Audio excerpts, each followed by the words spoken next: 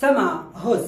النهارده هنعيش مع بعض اقوى اكذوبه زملكاويه، اكذوبه من الاركان الاساسيه عند جمهور الزمالك، اكذوبه من الاساسيات، اكذوبه جمهور الزمالك دايما عايشها في كل مره بيحب يعيش جو المؤامره الكونيه او جو المظلوميه، بيجري على درج المؤامرات وبيسحب اكذوبه المؤجلات ويقول لك ان الاهلي بيكسب الدوري علشان بيتاجل له ماتشات، وعلشان الاهلي ما بيلعبش في الدوري بشكل منتظم، وعلشان الاهلي مرفه، ودوري عامر حسين والدوري متفصل علشان خاطر الاهلي. اكذوبه بتسمعها من جمهور الزمالك على حسب ترتيبهم في جدول الدوري العام، يعني لو الزمالك في المركز ال11 او ال12 من بدايه الدوري هتسمعها من الاسبوع التاسع، وده حصل الموسم الحالي. لو الزمالك بينافس لابعد مدى هتسمعها في نهايه الدوري بعد ما الزمالك يفقد الامل. اكذوبه موجوده عند كل شخص زملكاوي، ولو دورت في عقليه كل مشجع زملكاوي هتلاقي الاكذوبه دي في المرتبه الثانيه بعد اكذوبه ان الاهلي بيكسب بالتحكيم. اكذوبه وجب الرد عليها، رغم ان رد عليها لاعب زملكاوي اسمه حمزه المسلوسي، قال لك ان سبب من اسباب ان الزمالك يكسب دوري 2021 ودوري 2022 ان الاهلي كان بيتاجل له ماتشات، فكان بيلعب الماتشات دي في نهايه الدوري بشكل مضغوط في عدد ايام اقل، مع عامل بدني مش موجود وارهاق وغيابات، فالاهلي كان بيخسر نقاط والزمالك كان بيلعب براحته فكان بيكسب ماتشاته كلها، والاهلي بيخسر نقاط وبيلعب بشكل مضغوط. الزمالك كسب الدوري مع اخطاء التحكيم دوري 2021 ودوري 2022 بسبب كده. هنبدا مع بعض الفيديو، بس ما تنساش يا صديقي لو لسه اول مره بتشوف قناتي، وطبعا ده الاكيد، تشترك في القناه وتفعل الجرس، سيب لايك كومنت الفيديو وان شاء الله يوصلك كل جديد. اللايك هو وسيله دعمك الوحيده على اليوتيوب، قول المحتوى ده كويس او مش كويس علشان يرشحه لغيرك، فما تبخلش علينا بيه.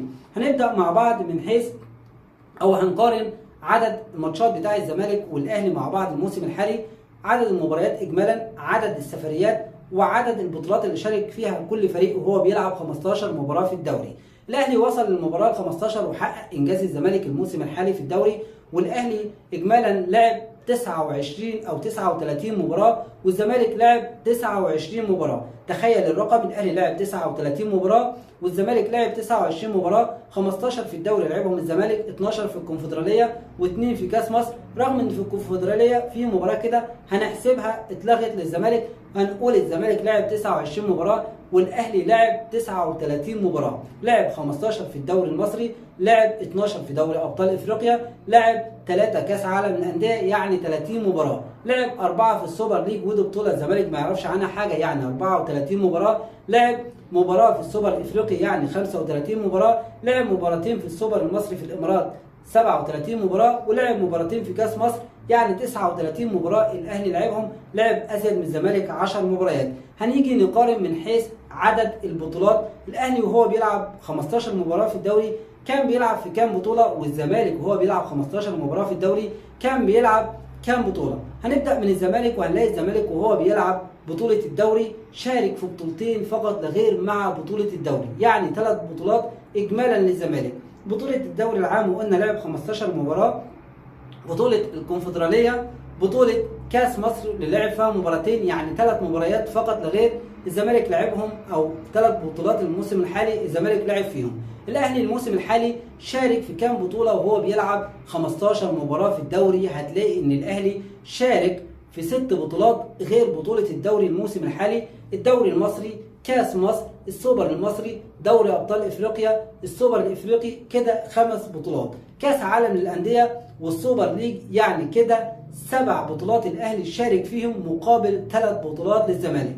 طب تيجي نشوف بقى ونقارن من حيث عدد السفريات اللي سافرها كل فريق، وهنقول ان الزمالك سافر في دور المجموعات 3 مرات وسافر مره مع دريمز الغاني، يعني 4 مرات سافرهم الزمالك الموسم الحالي، وكمان ضيف عليهم بطوله السوبر او بطوله كاس مصر اللي سافر واتهزم الاهلي في السعوديه، يعني 5 مرات الزمالك سافر فيهم بره مصر، سافر في 5 مباريات فقط لا غير من اصل 29 مباراه. طب تعالى نشوف الاهلي من اصل 39 مباراه سافر في كام مباراه بره. هتلاقي ان الاهلي سافر 3 مباريات في دور المجموعات في دوري ابطال افريقيا، وسافر مره في الدور التمهيدي يعني 4 مباريات، سافر بعدها مباراه في دور الثمانيه وبعدها مباراه في دور الاربعه، يعني سافر 6 مرات في دوري ابطال افريقيا بس سافر خارج الارض.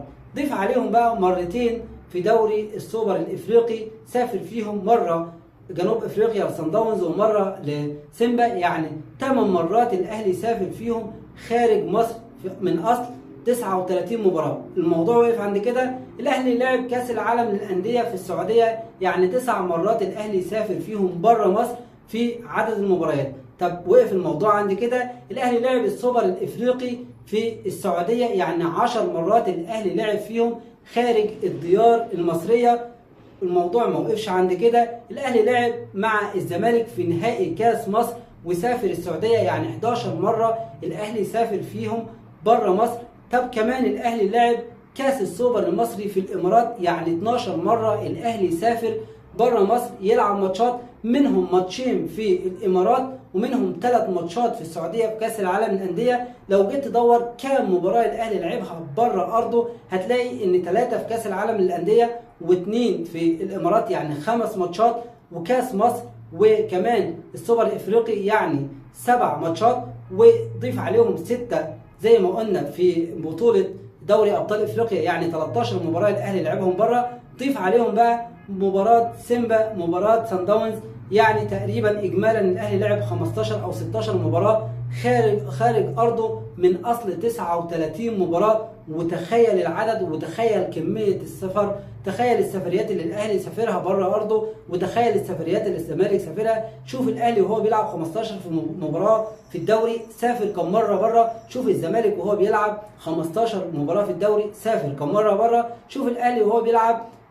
15 مباراة في الدوري لعب في كام بطولة، وشوف الزمالك وهو بيلعب 15 مباراة في الدوري لعب في كام بطولة. هتعرف مين اللي بيتجامل، مين اللي بيتأجل له ماتشات، مين اللي ليه ما لعبش غير 15 مباراة في الدوري رغم ان هو بيشارك في بطولتين بس مع الدوري. هتعرف ان اللي بيتجامل بالتأجيل هو الزمالك مش الاهلي. اكذوبة كان لازم نرد عليها، اكذوبة كانت مهمة جدا ووجب الرد عليها. اتمنى من كل واحد بيشوف الفيديو ده لو لسه اول مره بشوف قناتي تشترك في القناه وتفعل الجرس وتسيب لك كومنت للفيديو، وان شاء الله اوصلك كل جديد.